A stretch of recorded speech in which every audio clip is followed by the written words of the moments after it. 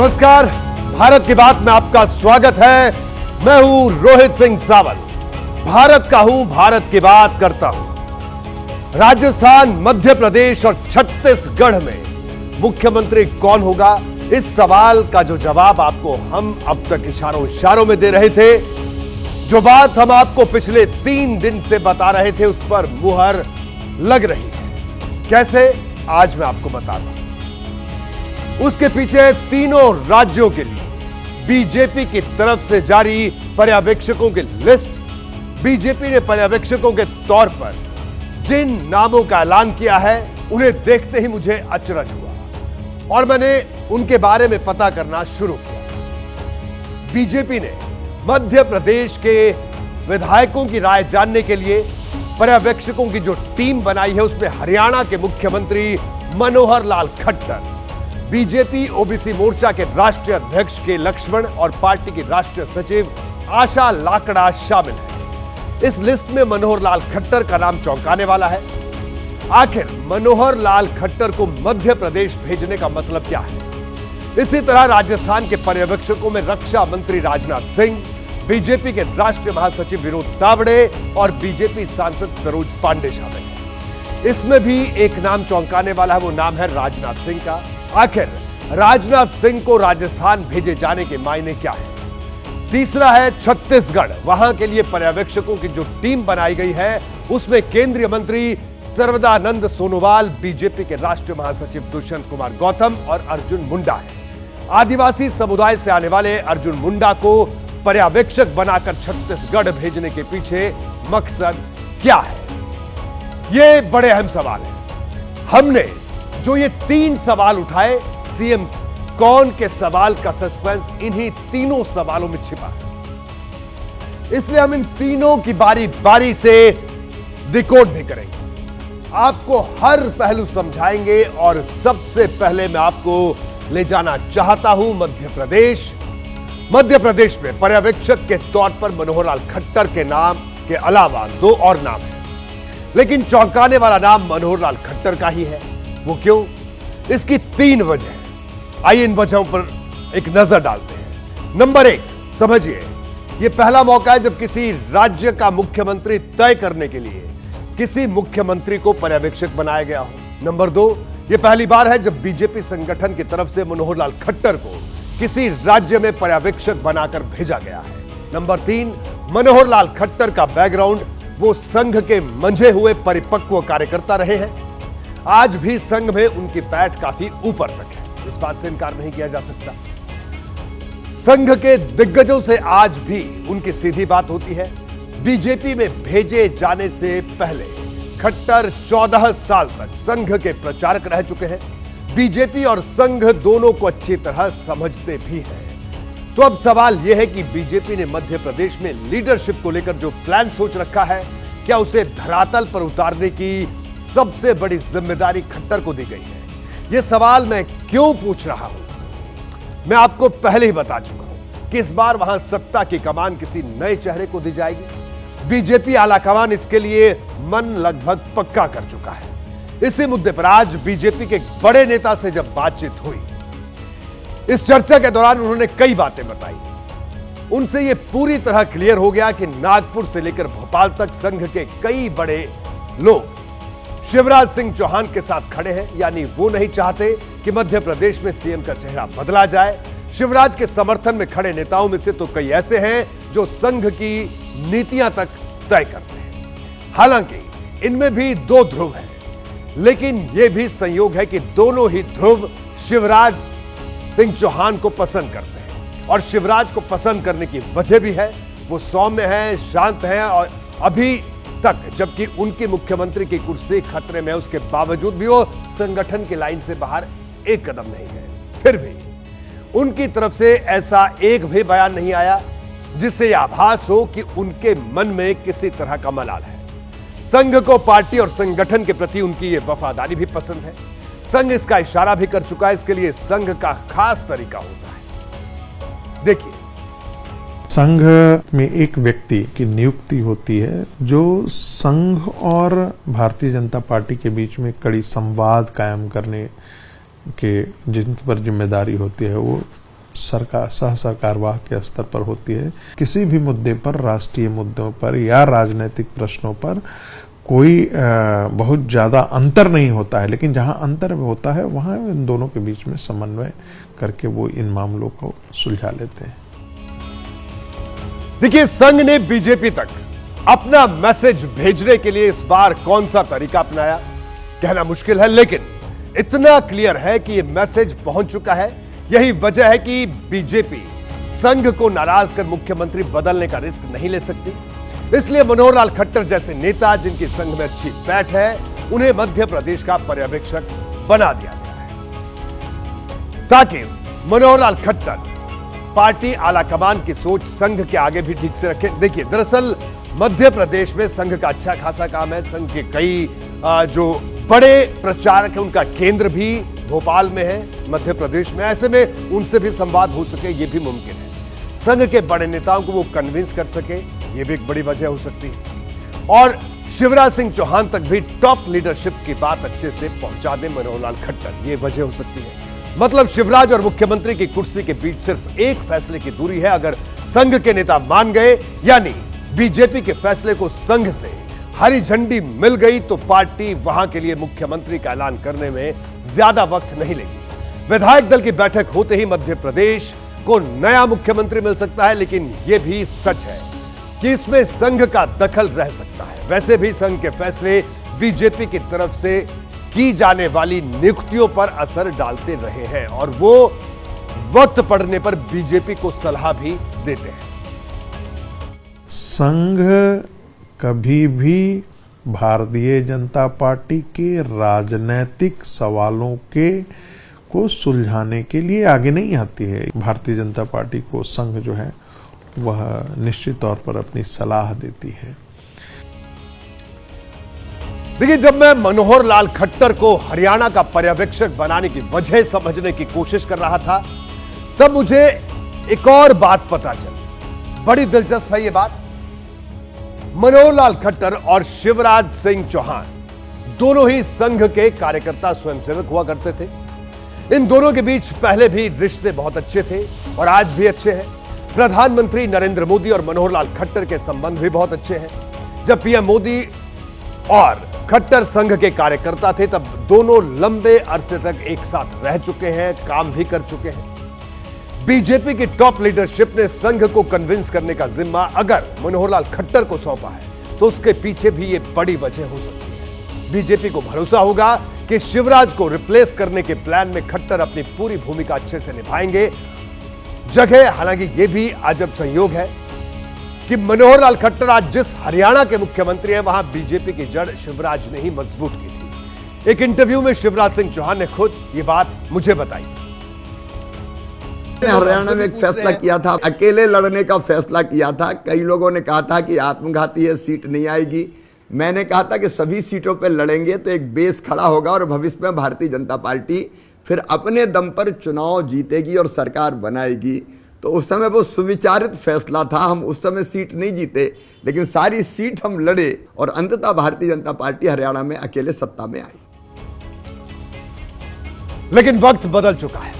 अब संगठन के आदेश पर खट्टर शिवराज का रिप्लेसमेंट खोज सकते हैं, लेकिन संघ और बीजेपी के काम करने का शायद यही तरीका है, या वहां संगठन की नजर में सब कार्यकर्ता होते हैं। यहां ओहदा नहीं, जिम्मेदारी बड़ी होती है, यानी पद नहीं, जिम्मेदारी या दायित्व बड़ा होता है। बहरहाल, पर्यवेक्षक बनाए गए मनोहर लाल खट्टर मध्य प्रदेश में अपनी भूमिका किस तरह निभा सकते हैं, यह तो हमने आपको बता दिया। अब रुख करेंगे एक और राज्य का, जहां बीजेपी के लिए चैलेंज थोड़ा बड़ा दिखता है। क्या है यह बड़ा चैलेंज और कौन सा यह राज्य, आप सब जानते हैं। मध्य प्रदेश की तरह राजस्थान और छत्तीसगढ़ में भी सियासी हलचल बढ़ी हुई है। सबकी नजर राजस्थान के लिए नियुक्त पर्यवेक्षकों पर है। संभव है कि अगले 24 घंटों में दोनों राज्यों में सीएम फेस पर सहमति भी बन जाए। चर्चा है कि बीजेपी ने पर्यवेक्षकों की नियुक्ति में नेताओं के चुनाव का एक खास प्लानिंग के तहत किया है, जिसकी चर्चा मैं कई बार अपने इस कार्यक्रम में कर चुका हूं। बीजेपी की रणनीति पर बात करने के लिए पहले जिक्र राजस्थान का भी कर लेते हैं। राजस्थान में सीएम फेस का चुनाव बीजेपी के लिए किसी बड़ी चुनौती से की तरह है। 2 बार राजस्थान की मुख्यमंत्री रह चुकी वसुंधरा राजे पीछे हटने को तैयार नहीं है। 3 दिसंबर को नतीजों के बाद जयपुर में शक्ति प्रदर्शन हो या फिर गुरुवार को दिल्ली में बीजेपी अध्यक्ष जेपी नड्डा से 80 मिनट की मुलाकात, वसुंधरा राजे डटी हुई है। पक्की खबर है, बीजेपी अध्यक्ष जेपी नड्डा से मुलाकात के लिए वसुंधरा राजे पूरी तैयारी के साथ गई थी। मुलाकात के दौरान उन्होंने हर एक लोकसभा क्षेत्र और विधानसभा क्षेत्र का लेखा जोखा जेपी नड्डा को सौंपा और बड़ी लंबी चर्चा भी की। वसुंधरा राजे ने यह भी बताया कि अलग अलग विधानसभा क्षेत्रों में बीजेपी की जीत और हार के क्या कारण रहे। वसुंधरा राजे ने उन उम्मीदवारों की लिस्ट भी जेपी नड्डा को दी जिनके टिकट के लिए किसी नेता ने पैरवी की थी। वसुंधरा राजे ने बाकी नेताओं को लेकर अपने ऊपर लग रहे बागियों के जो आरोप लग रहे थे उसका भी जवाब दिया। यानी वसुंधरा राजे ने सीएम पद की कुर्सी के लिए अपना आखिरी दांव भी चल दिया। ऐसे में राज्यसभा सांसद सरोज पांडे और राष्ट्रीय महासचिव विनोद तावड़े के साथ रक्षा मंत्री राजनाथ सिंह को पर्यवेक्षक बनाया जाना, कई सवाल यहां पर उठ रहे हैं। सवाल किसी के भी जहन में उठ सकते हैं। देखिए, क्योंकि चर्चा है बीजेपी नई लीडरशिप तैयार करना चाहती है। ऐसे में क्या राजनाथ सिंह की भूमिका वसुंधरा राजे को मनाने की होगी? अगर बीजेपी की यही सोच है तो फिर वसुंधरा राजे के लिए पार्टी की प्लानिंग क्या है? आखिर पर्यवेक्षक के रूप में राजनाथ सिंह के चयन का क्या संदेश है? राजनाथ के लिए बीजेपी ने किस तरह की रणनीति बनाई है? इस सवाल का जवाब पर्यवेक्षकों की नियुक्ति में ही छिपा है। पहले ही मैं चर्चा कर चुका हूं कि बीजेपी नेतृत्व वसुंधरा राजे के चेहरे से इतर भविष्य की ओर देख रहा है। उन चेहरों पर विचार कर रहा है जो आने वाले वक्त में राजस्थान की सत्ता में बीजेपी को बनाए रखने में मदद कर सकते हैं। इनमें अश्विनी वैष्णव, गजेंद्र सिंह शेखावत सरीखे नेताओं के नाम शामिल हैं, लेकिन बीजेपी कद्दावर नेता वसुंधरा राजे को भी नजरअंदाज नहीं करना चाहती। ऐसे में राजनाथ सिंह की भूमिका बेहद अहम हो सकती है। राजनाथ सिंह बहुत हैवी वेट हैं, उनकी एक रेस्पेक्ट है। वो राजस्थान में निश्चित रूप से सबसे बातचीत करके ये देखेंगे कि क्या स्थिति है, क्या है जो बीजेपी की दीर्घकालिक नीतियों के लिए राजस्थान में अच्छा होगा। वसुंधरा जी हैं, बाकी लोग हैं जो सांसद उतारे गए हैं, तो वो सबसे करेंगे और उसका यही है कि राजनाथ सिंह उनकी भी भावना को समझें और उनको केंद्रीय नेतृत्व की भावना को भी बताएं। देखिए, राजनाथ सिंह को पर्यवेक्षक नियुक्त करने के पीछे एक नहीं कई वजह है। राजनाथ सिंह अटल आडवाणी युग के नेता हैं और उन नेताओं में शुमार हैं जो मौजूदा वक्त में भी केंद्रीय राजनीति में अच्छी पकड़ रखते हैं। वहीं वसुंधरा राजे भी अटल आडवाणी युग की नेता मानी जाती हैं। इसके अलावा राजनाथ सिंह और वसुंधरा राजे के बीच काफी गहरे रिश्ते हैं। 1999 में बनी अटल बिहारी वाजपेयी सरकार में राजनाथ सिंह और वसुंधरा राजे दोनों मंत्री बने थे। राजनाथ सिंह साल 2000 से 2002 तक उत्तर प्रदेश के मुख्यमंत्री रहे। वहीं 2003 में बीजेपी ने वसुंधरा राजे को राजस्थान का मुख्यमंत्री बनाने का फैसला किया। 2013 में राजनाथ सिंह बीजेपी के राष्ट्रीय अध्यक्ष बने। इसी साल हुए राजस्थान चुनाव में बीजेपी को जीत मिली तो वसुंधरा राजे को दोबारा राजस्थान का मुख्यमंत्री बनाया गया था। यही वो तमाम वजह है कि राजनाथ सिंह वहां के पर्यवेक्षक बनाए गए। जाहिर तौर पर तीनों राज्यों में सीएम फेस का ऐलान भले ही नहीं हुआ है, लेकिन पर्यवेक्षकों की नियुक्ति से बीजेपी ने काफी हद तक अपनी रणनीति साफ कर दी है। राजस्थान की तरह छत्तीसगढ़ के लिए भी बीजेपी ने काफी समझबूझकर पर्यवेक्षकों की नियुक्ति की है। वैसे तो छत्तीसगढ़ में आदिवासी समाज से आने वाले अर्जुन मुंडा के साथ साथ केंद्रीय मंत्री सर्वदानंद सोनोवाल और राष्ट्रीय महासचिव दुष्यंत कुमार गौतम को भी जिम्मेदारी दी गई है, लेकिन अर्जुन मुंडा का नाम चौंकाने वाला है। वो कैसे, देखिए। छत्तीसगढ़ में सीएम पद की रेस में पूर्व मुख्यमंत्री रमन सिंह काफी पीछे नजर आ रहे हैं। इस बात की संभावना ज्यादा है कि छत्तीसगढ़ का अगला मुख्यमंत्री आदिवासी समाज से हो। इसकी वजह भी है छत्तीसगढ़ में बीजेपी को आदिवासी समुदाय का एक मुश्त वोट पड़ा है। जाहिर तौर पर बीजेपी आदिवासी समाज को नाराज नहीं करना चाहेगी। वहीं आदिवासी समुदाय से आने वाले राम विचार नेताम, रेणुका सिंह और अरुण साव जैसे नेताओं का नाम पहले ही चर्चा में। हालांकि राजनीति में आखिरी समय तक कुछ नहीं कहा जा सकता, यानी छत्तीसगढ़ का सीएम आदिवासी समाज से होगा या फिर गैर आदिवासी चेहरा, सस्पेंस बना हुआ है। हालांकि फैसला कुछ भी हो, अर्जुन मुंडा की भूमिका बड़ी होने वाली है। इसके पीछे कई कारण हो सकते हैं। अगर बीजेपी आदिवासी चेहरे को सीएम बनाने का फैसला करती है तो किसी एक चेहरे पर सहमति बनाने में अर्जुन मुंडा मददगार हो सकते हैं।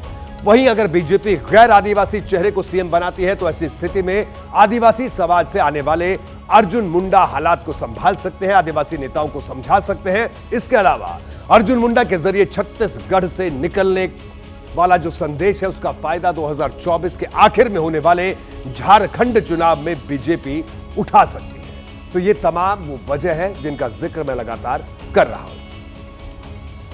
रही बात छत्तीसगढ़ की, तो वहां के लिए आदिवासियों ने जिस तरह से वहां वोट दिया है, जो सफलता मिली है, सही बात है कि वहां कई चेहरे हैं। ये थोड़ा सा मुश्किल काम होगा कि बीजेपी वो कौन सा चेहरा होगा जो जनता का ये विश्वास अर्जित कर सके कि वो जनहितकारी नीतियों के लिए प्रतिबद्ध है। फिलहाल पर्यवेक्षकों की नियुक्ति के बाद छत्तीसगढ़ में हलचल बढ़ गई है। दिग्गज नेताओं के घर विधायकों का आना जाना जारी है। इनमें बड़ी संख्या में पूर्व मुख्यमंत्री रमन सिंह से मुलाकात करने वाले विधायकों का भी है। कोंडागांव सीट से विधायक लता उनसेडी ने भी रायपुर में रमन सिंह के आवास पर उनसे मुलाकात की। हालांकि जब उनसे सीएम पद पर सवाल किया गया तो उन्होंने फैसला केंद्रीय नेतृत्व पर छोड़ दिया। वहीं सीएम के रेस में शुमार विष्णुदेव साय का कहना है कि पार्टी नेतृत्व का फैसला अंतिम होगा। देखिए, मैं पार्टी का सिपाही हूं और मेरी राजनीतिक यात्रा 30 साल की हो गई है और पार्टी का हर आदेश का पालन करते आया हूं। आगे भी जो आदेश होगा पालन। एक तरह से सीएम पद के लिए दांव पेच तो चल रहे हैं, लेकिन सार्वजनिक मंच पर सभी नेताओं ने चुप्पी साध रखी है। वैसे भी बीजेपी अनुशासित पार्टी कही जाती है। कहा जा रहा है कि सीएम के चयन से पहले बीजेपी का निशाना एक साथ 2 लक्ष्य पर है। पहला 3 राज्यों में नई लीडरशिप तैयार करना और दूसरा सार्वजनिक मंच पर किसी तरह की नाराजगी से बचना, क्योंकि अगर किसी भी मंच पर नाराजगी सामने आती है तो इसका असर आने वाले लोकसभा चुनाव में भी हो सकता है और बीजेपी ऐसा कतई नहीं चाहती। भारत की बात हम कर रहे हैं और भारत की बात में हमने पहले आपको मुख्यमंत्रियों के रेस के बारे में बताया। सीएम फेस को लेकर 3 राज्यों में सरगर्मी बढ़ी हुई है तो कांग्रेस सांसद धीरज प्रसाद साहू के ठिकानों से बरामद करोड़ों के कैश के तार भी 3 राज्यों से जुड़े हैं। ओडिशा, झारखंड और पश्चिम बंगाल में हुई छापेमारी से मिले कैश को लेकर कांग्रेस और बीजेपी पूरी तरह से आमने सामने। धीरज प्रसाद साहू के ओडिशा, झारखंड और पश्चिम बंगाल के ठिकाने इनकम टैक्स ने यहां पर छापा मारा। ओडिशा के बोलांगीर, संबलपुर और झारखंड के रांची और लोहरदगा में तलाशी चल रही है। टैक्स चोरी के आरोप में पिछले 3 दिनों से इनकम टैक्स विभाग की कार्रवाई जारी है। अब तक 200 करोड़ से ज्यादा का कैश सीज किया जा चुका है। छापेमारी में मिले कैश की काउंटिंग अभी भी जारी है, यानी बरामद कैश का आंकड़ा अभी और ज्यादा बढ़ेगा। हालांकि इनकम टैक्स विभाग ने अभी तक कोई आधिकारिक आंकड़ा जारी नहीं किया। धीरज प्रसाद साहू के परिवार और करीबियों के ठिकानों पर भी रेड की जा रही है। बताया जा रहा है कि कांग्रेस सांसद धीरज प्रसाद साहू का ओडिशा में शराब का बड़ा कारोबार है। बरामद कैश का बड़ा हिस्सा उनकी शराब फैक्ट्री बोथ डिस्टिलरी के ऑफिस की अलमारियों से मिला है। इस बीच बीजेपी ने छापेमारी में मिले कैश के तार छत्तीसगढ़ के महादेव ऐप घोटाले से जोड़ दिए। चाहे शराब का घोटाला हो, महादेव ऐप का बेटिंग का घोटाला हो, चाहे भर्ती में घोटाला हो, कांग्रेस ने जब सत्ता पाई है तब घोटालों में उनकी पार्टी, उनकी सरकारें लिप्त रही हैं। कांग्रेस के आला कमान को, गांधी खानदान को, देश को ये बतलाना होगा ये कांग्रेस का नेता गांधी खानदान में किसका एटीएम था। देखिए, कांग्रेस सांसद धीरज प्रसाद साहू के ठिकानों से करोड़ों की बरामदगी पर बीजेपी ने चौतरफा वार शुरू कर दिए हैं। बीजेपी सांसद निशिकांत दुबे ने एक कदम आगे बढ़कर बरामद कैश से छत्तीसगढ़ के पूर्व मुख्यमंत्री भूपेश बघेल और झारखंड में कांग्रेस के गठबंधन वाली हेमंत सोरेन सरकार का नाम भी जोड़ दिया है। 220 करोड़ से ज्यादा अभी तक काउंटिंग हो चुकी है। मेरा यह मानना है कि छत्तीसगढ़ के जो तत्कालीन मुख्यमंत्री थे वो, और जो झारखंड में लीकर घोटाला चल रहा है इसके तार उससे जुड़े हुए हैं। और ये कैश रिकवरी यदि स्टार्ट होगी तो ये 1000-2000 करोड़ रुपए तक जाएगा। कहां कहां काली कमाई और कहां कहां नोट की छपाई ये कर रखी है। झारखंड में कांग्रेस के सांसद धीरज साहू जी के यहाँ 200 करोड़ रुपए से ज्यादा नकद मिले और गिनती जारी है। कांग्रेस, करप्शन, कैश, ये तीनों एक साथ चलते हैं। अब सवाल है, बीजेपी के आरोपों में कितना दम है? क्या धीरज प्रसाद साहू के ठिकानों से बरामद कैश के तार कांग्रेस के बड़े नेताओं तक जाते हैं? छत्तीसगढ़ के महादेव घोटाले से धीरज प्रसाद साहू का क्या वाकई कोई कनेक्शन है? झारखंड में कांग्रेस के गठबंधन वाली हेमंत सोरेन सरकार का क्या धीरज प्रसाद साहू से कोई संबंध है? ये तमाम सवाल हैं जिनका जवाब ढूंढा जाना बाकी है। यानी धीरज प्रसाद साहू के ठिकानों पर मिले कैश को लेकर उठ रहे हर एक सवाल की दिशा कांग्रेस की ओर है, क्योंकि सवालों के केंद्र में छत्तीसगढ़ के पूर्व मुख्यमंत्री भूपेश बघेल भी हैं। ऐसे में छत्तीसगढ़ के पूर्व उप मुख्यमंत्री टीएस सिंहदेव ने क्या जवाब दिया? अगर कुछ पैसे मिले हैं तो जांच का विषय है, जांच कर लिया जाए और पैसे कहां से आए, किसकी गलती है, उसके ऊपर वैसी कार्रवाई की जाए। अगर कुछ पैसे मिले हैं तो जांच का विषय है, जांच कर लिया जाए और पैसे कहां से आए, किसकी गलती है, उसके ऊपर वैसी कार्रवाई की जाए। मैंने आपको पहले ही बताया था कि जांच अभी भी जारी है, यानी अभी खत्म नहीं हुई है, क्योंकि अभी और कई बातें यहां सामने आने वाली है। अभी से किसी नतीजे पर पहुंचना ठीक नहीं, लेकिन सियासत आसमान पकड़ रही है, इस बात से भी इनकार नहीं किया जा सकता। आज संसद में महुआ मोइत्रा पर महाभारत हुआ। पैसों के लिए संसद में सवाल पूछने वाली टीएमसी सांसद महुआ मोइत्रा को लोकसभा से निलंबित कर दिया गया। आरोप लगने के 2 महीनों के बाद महुआ मोइत्रा पर यह फैसला आया है। इससे पहले संसद के एथिक्स कमेटी ने जांच पड़ताल की थी, 500 पेज का बकायदा रिपोर्ट बनाई थी। उसी रिपोर्ट को आज लोकसभा में पेश किया गया और फिर संसद से महुआ मोइत्रा को निलंबित कर दिया गया। इस दौरान संसद के बाहर और अंदर जमकर हंगामा हुआ। यह हंगामा अब भी जारी है। सवाल है कि महुआ पर महाभारत का आगे असर क्या होगा? आज हम आपको बताएंगे इस एक्शन का 2024 में कैसा रिएक्शन होगा। On the table of the House, the paper listed against my name at cell number 5 in today's revised list of business. इस सदन के उच्च मर्यादा और लोकतांत्रिक मूल्य ऐसे मूल सिद्धांत है जिसमें किसी प्रकार का कोई समझौता नहीं किया जा सकता। जैसे कि महुआ मोइत्रा को नाम लिए गए, जिक्र किए गए, उनके खिलाफ शिकायतें हैं, तो उनको तो कम से कम बोलने का मौका देना चाहिए। नहीं चर्चा जिस सदन में और सदन मेरिट पर चलना चाहिए। प्रधानमंत्री कहते हैं कि महिला का चर्चा चलना चाहिए। नो, ये रिकॉर्ड में जाती है चीजें, आप गलत तरीके से। मैं न्यायाधीश नहीं हूँ, मैं सभापति हूँ और निर्णय करेगी सभा, निर्णय करेगी।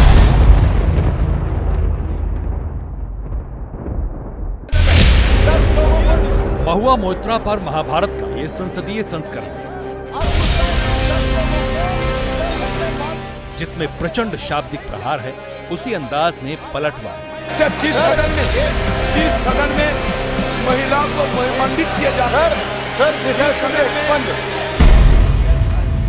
उन विवादों का विस्तार है जिसकी प्रस्तावना संसद की चौखट पार करने से पहले लिख दी गई थी। तो ये जो इन लोग वस्त्रहरण शुरू किया ना, अब महाभारत का रंग देखिए। महाभारत जहाँ तक मुझे पता है द्रौपदी के लिए हुआ था, शूर्पणखा के लिए कभी महाभारत। माँ दुर्गा आ गई है, अब देखेंगे। बंगाल में कहावत है, चोरेर मायर बड़ो वाला, मतलब जो चोर होता है उसकी माँ ज्यादा चिल्लाती है। जब नाश मनुष्य पर छाता है, पहले विवेक मर जाता है। तो जो हिंदी भाषा बोलते हैं उसको तो मतलब जी बाहरी बोलते हैं। भरी सभा में वही हुआ जिसका अंदेशा था। संसदीय मर्यादाओं को आधार बनाकर चर्चा शुरू हुई, फिर वोटिंग हुई और आखिर में ममता बनर्जी की सांसद की संसद से असमय विदाई पर मुहर लगा दी गई। कि सांसद श्रीमती महुआ मोइत्रा का आचरण अनैतिक और संसद सदस्य के रूप में अशोभनीय है, इसलिए संकल्प करती है कि उन्हें लोकसभा की सदस्यता से निष्कासित कर दिया जाए। सदन ने एक बड़ी सहमति के साथ उनका निष्कासन किया है और ये न्यायोचित है और संसदीय मर्यादाओं को ऊपर रखने के लिए किया गया है। मैं तो लोगों को कहूंगा, वेलकम टू इंडिया। ये हमारी नई डेमोक्रेसी है, जहां एक बड़े कारोबारी को चादर से छुपाने के लिए ये कार्यवाही होती है। पूरे देश के लिए शर्म की बात है कि हमारी कोई सांसद पैसे लेकर किसी उद्योगपति के प्रश्न पूछती है। तो जिसने आरोप लगाए वो दुबई में बैठे हुए हैं, उन्होंने स्टेटमेंट दे दिया, उसके आधार पे आपने निर्णय ले लिया। तो ये कहीं ना कहीं एक जो नेचुरल कोर्स ऑफ जस्टिस है उसके खिलाफ गया है। पूरा अपना राजनीति के ऊपर में बहुत ही ऐसा अपना गलत धब्बा अपना लगाया है, जिससे हमारा परसेप्शन खराब होता है, अपना नेताओं का परसेप्शन खराब होता है, एमपीज का परसेप्शन खराब होता है। बात पर विचार करने जा रहे हैं। ये तब हुआ है जबकि 17वीं लोकसभा पूर्णता की ओर है। चंद महीने बाद चुनाव होने हैं। ऐसे में कई लोगों के मन में ये सवाल है कि महुआ मोइत्रा पर महाभारत के राजनीतिक मायने क्या है, इसका असर पश्चिम बंगाल की सियासत पर कितना पड़ेगा। 24 में महुआ मोइत्रा कैसे मोदी के लिए अमोघ अस्त्र बनेंगे। इन सवालों का जवाब जानने के लिए सबसे पहले जान लीजिए कि सियासी विवादों के सेंटर में खड़ी महुआ मोइत्रा कौन है। name starts with an A and ends with an I. And no, it is not Advani. For the purposes of this speech, let me just call him Mr. A and his group, the A Company. I have brought this topi with me because this man, this wonderful nation. तेरे सिवा काफिर, आखिर इसका मतलब क्या? हाँ हाँ दुर्योधन, बांध मुझे। बाद में मुझे तू आया है, जंजीर बड़ी क्या लाया है? तूने को साथ ना सकता है, वो मुझे कब बांध सकता है? सवाल ये नहीं है कि बस्तियां किसने जलाई, सवाल यही है कि पागल के हाथ में माचिस किसने दी। This is a question that India needs to answer. तेवर में तल्खी, अंदाज में आक्रामकता और संसद में खड़े होकर सख्त शब्दों से मोदी सरकार पर दीदी की तरह दहाड़ने के लिए जानी जाती रही हैं महुआ मोइत्रा। दोपहर तक बिक गया बाजार का हर एक झूठ और मैं एक सच को लेकर शाम तक बैठी रही। कमोबेश हर मुद्दे पर संसद में खड़ी होकर टीएमसी की ओर से बोलने वाली महुआ मोइत्रा 2019 में कृष्णनगर सीट से सांसद बनी थी। इससे पहले 2016 में दीदी की पार्टी से ही विधायक थी। टीएमसी की महासचिव और राष्ट्रीय प्रवक्ता भी रही।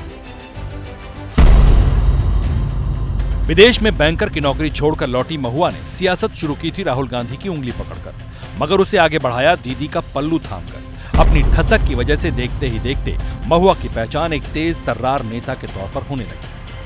विधानसभा होते हुए जब संसद पहुंची तो मोदीमय लोकसभा में भी महुआ की एक अलग पहचान है। सरकार पर सवालों की बौछार करते करते अक्सर विवादों के सेंटर में खड़ी रही।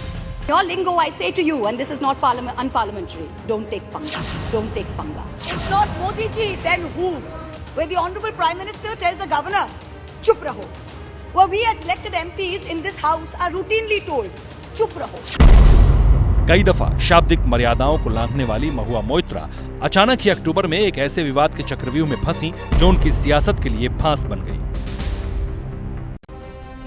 महुआ जिसे बीजेपी का एजेंडा बता रही हैं, उसकी जड़ में है वो आरोप जो भारतीय राजनीति में कैश फॉर क्वेरी के नाम से स्याह अध्याय लिखा गया है। ये कैश फॉर क्वेरी क्या है, उसे समझिए जरा। आर्थिक लाभ के बदले संसद में सवाल पूछने का आरोप लगा।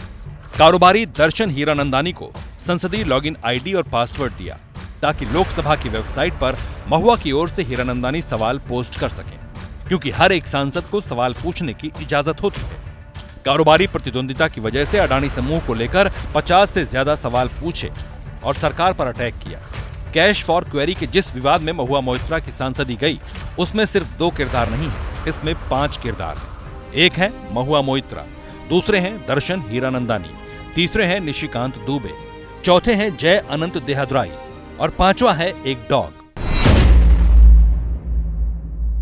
दरअसल टीएमसी सांसद महुआ मोइत्रा और सुप्रीम कोर्ट के वकील जय अनंत देहद्राई करीबी मित्र थे, लेकिन बाद में दोनों के बीच दूरियां बढ़ गईं।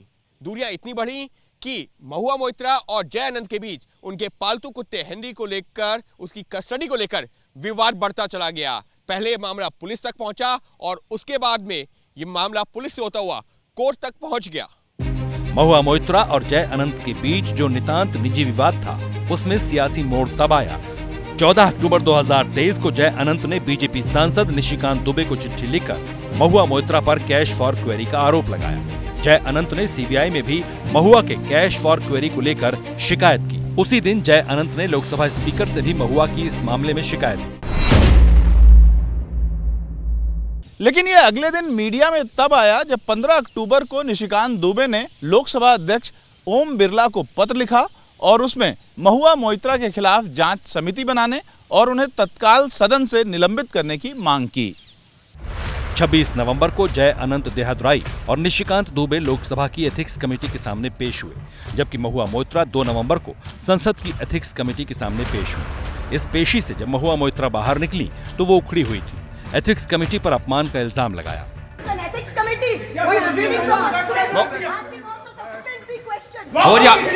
आप लोग वॉकआउट कर रहे हैं।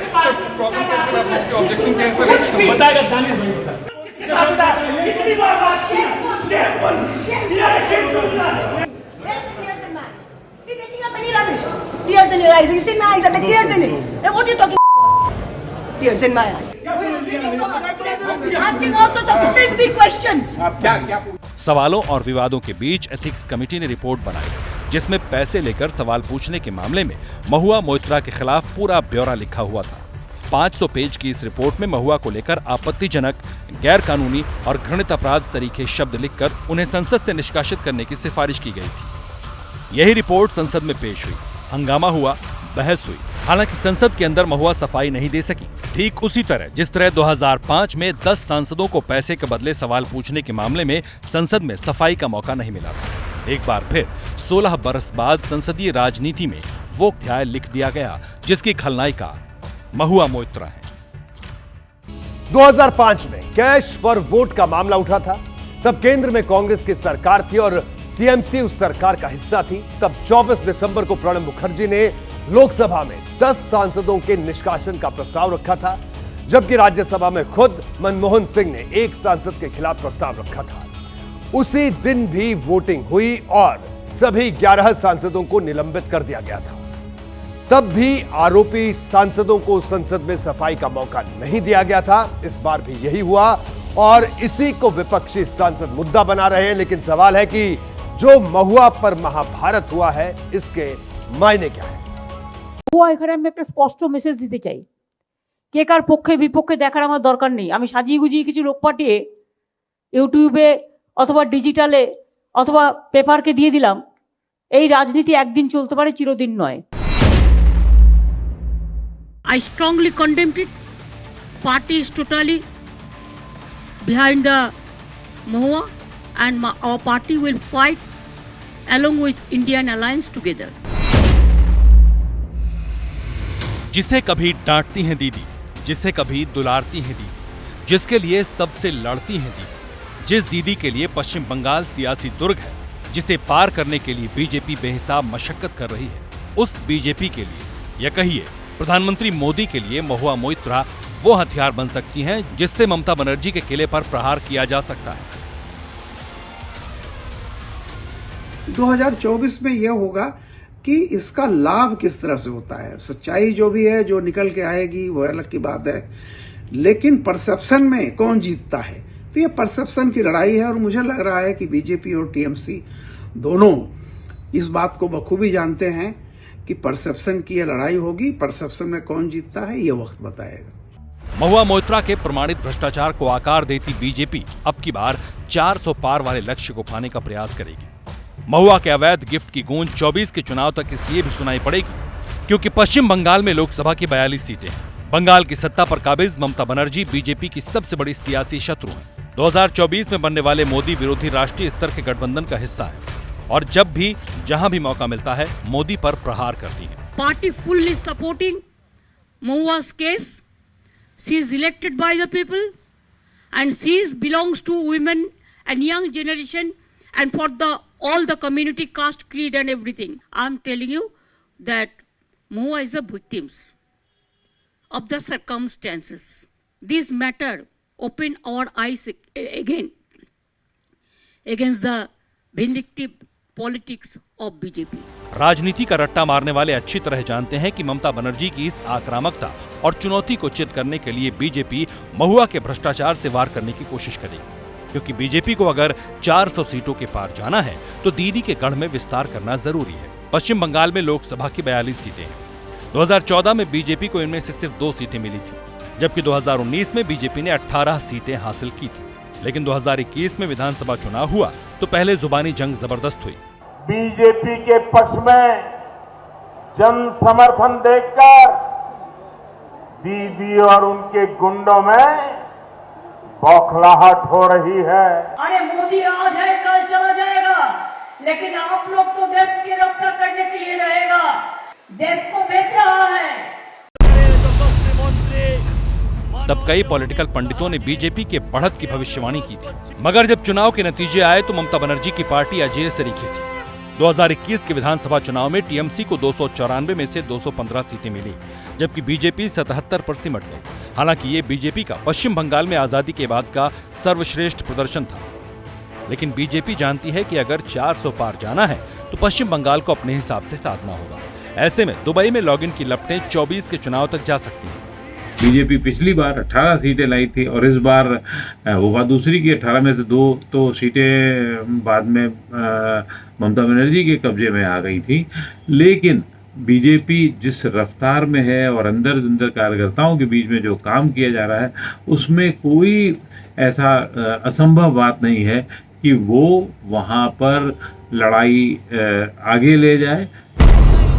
ये बात 68 बरस की ममता बनर्जी भी अच्छी तरह जानती है, वो भी तब जबकि पीएम मोदी के खिलाफ पूरी आक्रामकता के साथ वो डटकर लड़ रही हैं। ये वजह है कि महुआ मोइत्रा के जिस कांड पर टीएमसी ने चुप्पी साध ली थी, उस पर अचानक दीदी मेहरबान हो गई। 13 नवंबर 2023 को कृष्णानगर का पार्टी जिला अध्यक्ष बना दिया। इसके बाद 23 नवंबर को ममता बनर्जी ने अपनी सांसद के पक्ष में सफाई दी। अब जब संसद में पैसे लेकर सवाल पूछने के आरोप में महुआ को लोकसभा से निलंबित कर दिया गया तो ममता बनर्जी खुलकर सरकार पर आक्रामक। जाहिर है कि 24 की सियासी महाभारत में जिस महुआ को बीजेपी हथियार बनाने की तैयारी कर रही है, उसे ही विक्टिम कार्ड बनाकर दीदी दीवार खड़ी कर सकती है। ममता बनर्जी को बहुत आगे की लड़ाई लड़ेंगी वो मुझे नहीं लगता। अभी की लड़ाई तो सिर्फ इसलिए लड़ रही क्योंकि भारतीय जनता पार्टी 3 राज्यों में जीत चुकी है और वो उसके परसेप्शन को, उसके जीत के परसेप्शन को थोड़ा धीमा करना चाहती हैं, कमज़ोर करना चाहती हैं। इसलिए अभी ज़रूर लड़ाई महुआ मोइत्रा की वो अपने हाथ में लेती हुई दिख रही हैं, लेकिन मुझे ऐसा नहीं लगता कि वो 24 के चुनाव तक महुआ की बात को आगे ले जाएंगी। इसकी पहली झलक संसद में भी दिखी, जब महुआ मोइत्रा के साथ विपक्ष की कमोवेश सभी पार्टियों के सांसद खड़े थे। इंडिया गठबंधन में शामिल पार्टियां महुआ के लिए बैटिंग कर रही थी। यहां तक कि कांग्रेस के नेता भी महुआ के बहाने बीजेपी पर हमलावर थे। उद्धव ठाकरे की शिवसेना और नीतीश कुमार के जेडीयू के सांसद भी महुआ के साथ थे। आसमान नहीं गिर जाता अगर 3-4 दिन हमको दे दिए जाते कि इस कागज को, ये जो रिपोर्ट है, इसको संज्ञान में लेकर, इसको पढ़कर अपनी बात एक अच्छे ढंग से हम इस सदन के समक्ष रख सकते, क्योंकि एक बहुत ही संवेदनशील मामले के ऊपर ये सदन फैसला करने जा रहा है। ये जो फंडामेंटल प्रिंसिपल है नेचुरल जस्टिस का, कि जिस व्यक्ति के ऊपर आरोप लगाए जाते हैं, जिसको अभियुक्त बनाया जाता है, उसको अपनी पूरी बात कहने का मौका मिलना चाहिए और जिस व्यक्ति ने आरोप लगाए हैं उसको क्रॉस एग्जामिन करने का मौका मिलना चाहिए। शशि थरूर ने भी कमोबेश यही संकेत दिए। जो भी हो, लेकिन यह तय है कि महुआ मोइत्रा पर जो महाभारत चल रही है उसका एक अध्याय लोकसभा में जरूर लिखा गया है, लेकिन उपसंहार लिखा जाना अभी बाकी है, जो 2024 के चुनाव में लिखा जाएगा।